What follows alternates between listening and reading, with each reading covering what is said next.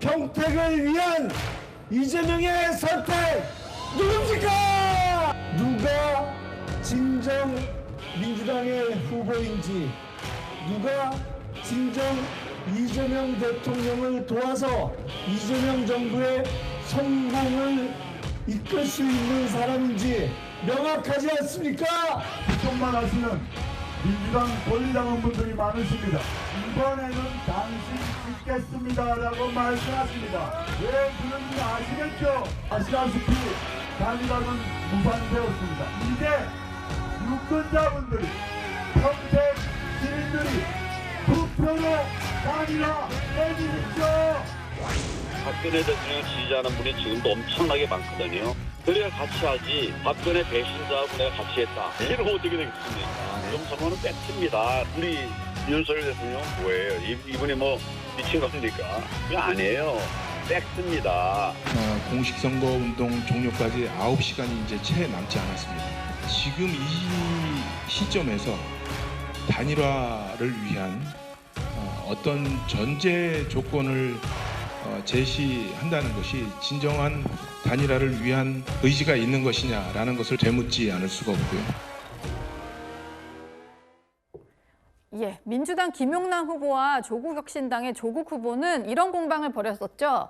조국 후보는 민주당원이 나를 찍는다 뭐 이런 얘기를 하기도 했었고, 실제로 문재인 전 대통령이라든지 일부 민주당의 당적을 가진 사람들이 조국 후보와 관련해서 좋아요를 누르기도 했었습니다. 그러다 보니까 김용남 후보가 누가 진정한 민주당 후보냐 이런 반응을 보였고요. 범보수 진영 후보들은 단일화를 놓고 신경전을 엄청나게 벌였습니다. 김진웅 특보님, 결과적으로 감정 싸움만 남고 아무도 단일화를 못했는데 이런 결과를 좀 예상하셨나요?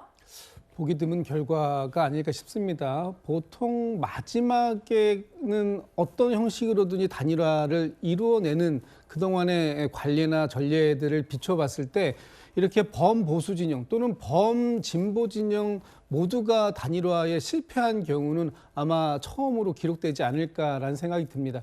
그만큼 이번에 평택 의뢰 선거는 어떤 것이 주제였는지 잘 모를 정도로 이렇게 좀 분산되어 있었다. 특히 범보수에서 국민의 국힘 제로를 외치고 나온 이 조국 혁신당의 조국 대표가 사실 실질적으로는 민주당 제로를 만들려고 했던 거 아닐까라고 생각할 수 있을 정도로 감정의 골이 깊게 패이는 그런 선거 캠페인들이 진행되었다라는 부분이 하나 있고요.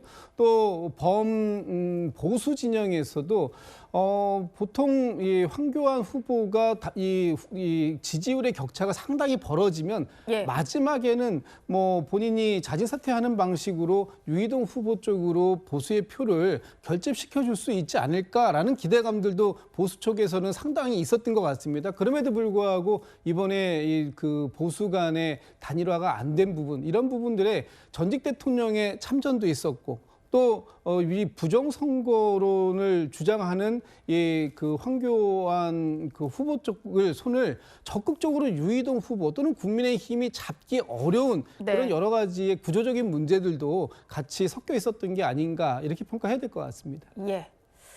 6시에 투표가 마무리가 되면은 이제 선거 방송으로 이제 개표가 슬슬 시작이 될 텐데요. 평택은 마지막까지 누가 당선될지 예측하기 어려운 지역일 것 같습니다. 그러다 보니까요, 정치권에서도 다양한 목소리가 나오고 있습니다. 평택은 진짜 아무리 봐도 어떻게 짐작을 못할 것 같아요. 그래요? 예. 저는 처음에는 김용남 우리 민주당 후보가 진짜 민주당 아니에요? 예. 그렇기 때문에 유리하게 보았는데, 그러니까 구단이겠죠. 10단 아니고. 그러나 김용남 후보가 유리한 것만은 사실일 거예요. 예. 오늘 어느 쪽에서 어느 후보 지지자들이 전화를 한 통 더 했는지, 내일 투표장에 누가 더 많이 나갔는지에 따라서 결과가 달라질 수 있다. 김용남 후보에 대한 의혹, 이 부분이 판단을 하는데 많이 작용하고 있는 것으로 보입니다. 예, 물론 국민의힘도 유이동 후보에게 유리하다. 진보당 김재현 후보 역시 비슷한 해석을 할 것 같고, 황교안 후보도 직전까지 보수 정당의 당대표도 지냈기 때문에 다들 자신을 하고 있는 그런 지역이 평택을입니다. 4시 기준으로 투표율이 집계가 돼서 다시 한번 보여드릴까 하는데요. 전국 평균과 경기도 평균보다도 평택을이 낮습니다. 4시 기준으로 48.1%를 기록하고 있습니다. 일단 예측 불가다 이런 해석들이 나오는 상황인데 김기영 대변인 생각은 어떠신가요? 이게 보면 그 경기도가 조금 맥 빠진 상황이 있습니다. 근데 평택을이 사실상 여기서 재보궐이 이루어지는데도 불구하고 전체 평균치 그리고 더군다나 경기도보다도 낮다는 것 자체는 유권자들이 별 관심이 없는 것 같습니다. 이거는 뭐 저희 유이동 후보가 나왔는데 이 부분은 그거는 일정 부분 다 n분의 1씩의 책임이 있겠지만 무엇보다도 이런 결과를 이끌어내는 데 있어서 조국 후보와 김용남 후보 간의 어떤 진흙탕 싸움이 사람들로 하여금 약간 질린다 이런 표현이 있지 않습니까? 예. 제가 볼 때 이 두 분이 서로 진짜다 가짜다 내가 낫다 말할 처지가 아닙니다. 조국 후보 어떻습니까? 22대 때 국회의원이 됐었어요. 그런데 자기 입시 비리 관련해가지고 그다음에 청와대 감찰 무마 관련해서 대법원에서 유죄 확정 판결을 받았습니다. 그렇기 때문에 이분은 당선이 무효가 됐습니다. 예. 근데 사면받고 다시 나온 겁니다. 22대인데 또 22대 나온 겁니다. 이게 참 근데 본인은 전혀 문제가 없는 듯 이렇게 행동한다는 자체가 어불성설이고요. 김용남 후보 같은 경우는 제가 볼 때 대부업체 관련해서 차명, 보유 관련해서 본인 녹취가 있습니다. 그 녹취가 1년에 3, 4억의 이익이고 배당은 다 내 거다. 다른 제3자의 녹취도 아니고요. 측근의 녹취도 아니고 본인의 녹취입니다. 근데 이 부분에 대해서 해명이 안 되고 있잖아요. 그러다 보니까 억지 춘향으로 민주당 입장에서는 지금 후보를 어떻게 할 수가 없습니다. 이미 예. 대체 불가능하기 때문에. 네. 그렇기 때문에 두 분, 민주당과 혁신당의 목소리는 높지만 그걸 바라보는 그 평택 시민의 입장에서는 이거 50보 100보 아니냐, 뭐 묻은 게 뭐 묻은 거 뭐 그런 거 아니냐 그런 어떤 비판이 있다 보니까 좀 질린 건데 그럼에도 불구하고 제가 다시 한번 말씀드리지만 평택 시민의 선택은 차분해지면 전 유이동 후보가 돋보일 거다. 그래서 저는 어부질이 아닌 어부질이 결과를 한번 예상해 봅니다. 예. 다들 예측이 어렵다고 하는데 김기영 대변인은 너무 확신을 갖고 얘기를 하셔서 장현주 대변인 얘기도 여쭤봐야 될 것 같아요.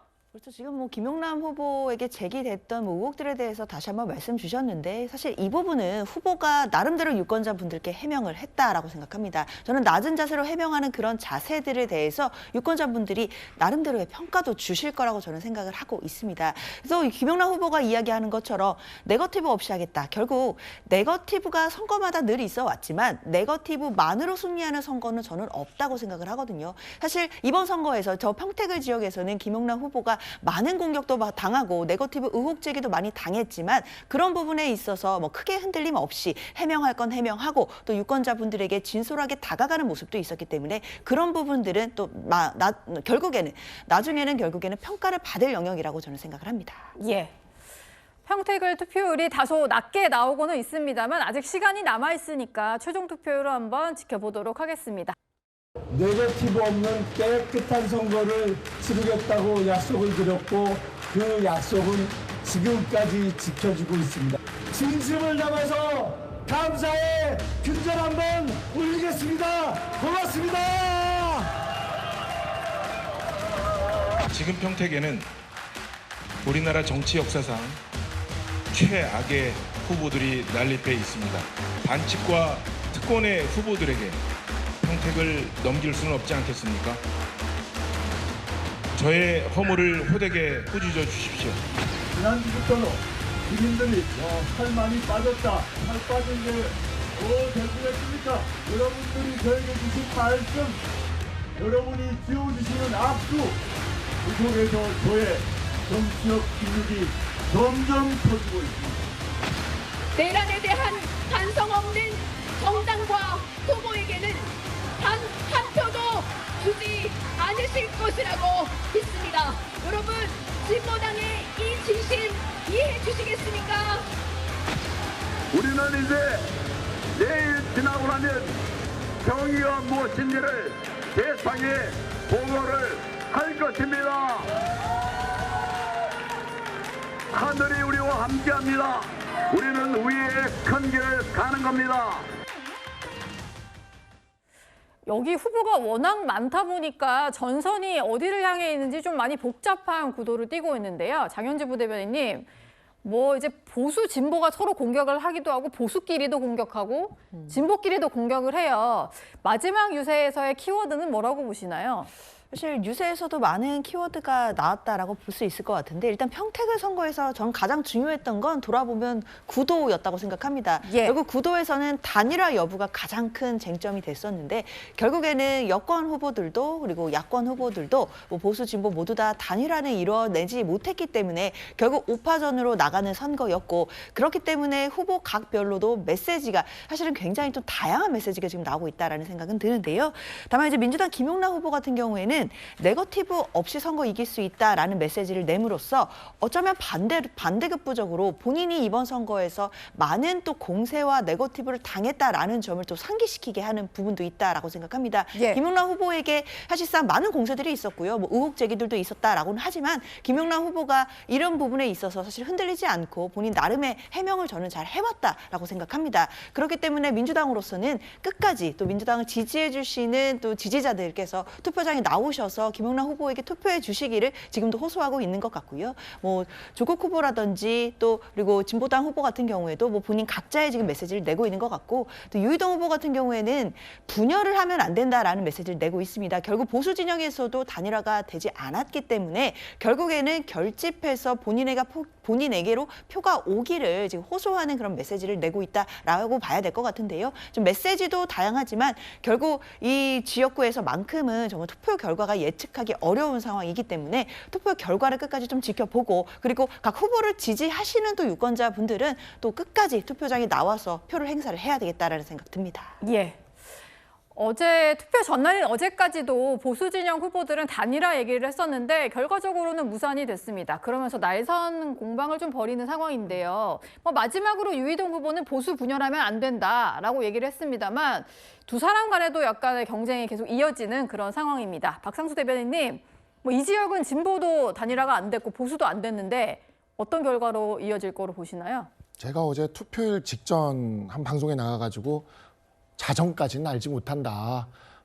그 단일화가 이루어질 수 있을지도 모른다라고 방송을 했는데 끝까지 그 소식이 들리지는 않더라고요. 예. 아마 이 보수 유권자분들이 다들 그래도 민주당 지역구였던 곳에서 보수가 한 석이라도 더 가져오는 것이 우리가 이재명 대통령의 공소 취소라던가 아니면 그런 개헌에 대한 이런 이야기들을 막아내는데 굉장히 큰 힘이 될 거라는 걸 알고 있기 때문에 정말 다들 그 지점을 바랬을 것이라고 생각합니다. 그 예. 지점은 평택의 유권자들도 저는 같은 마음일 것이라고 생각을 하고요. 그런 측면에서 유권자분들이 현명하게 선택을 하면서 정말 다시 안 올 수도권에서 우리가 이 험지에서 승리할 수 있는 정말 다시 안 올 기회거든요. 그러한 기회에 유권자들의 현명한 선택을 기대하는 방법밖에 없을 것 같다라는 생각이 들고 보수 정치 안에서 부정선거로는 이제는 좀 우리가 이야기하지 않아야 될 때가 아닌가. 그것을 위해서라도 정말 승리가 필요하다라는 생각이 듭니다. 예. 평택을 상황 한번 만나봤습니다.